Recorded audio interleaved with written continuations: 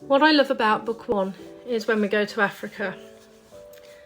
I have been very fortunate that I've been to Africa a lot in my life.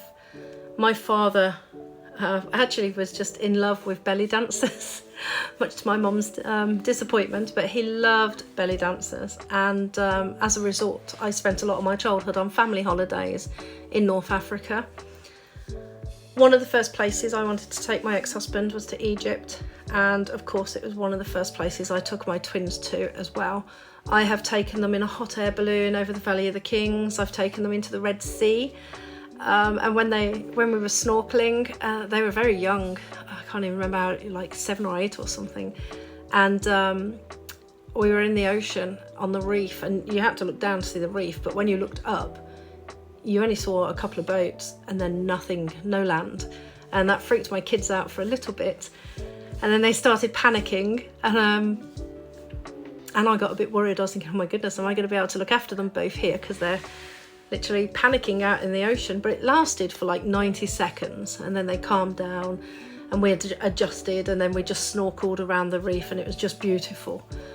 And I was really proud of them for being that brave, actually, because I'm so used to it as a diver. I hadn't realised how scary that would be to young children, so I was quite naive in that sense.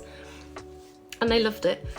So I've taken them along the Nile, and we've done so many beautiful things over there. My heart is in Africa. There's a massive part of me that would love to live there and never come back. And I think it is such a golden place on our planet, and yeah, very, very close to my heart.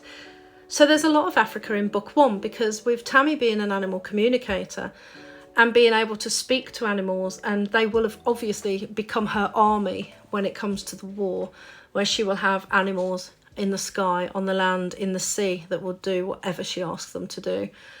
Africa was a really special place for her to go to. You know, where else on the planet is there such an abundance of beautiful, fierce, amazing creatures?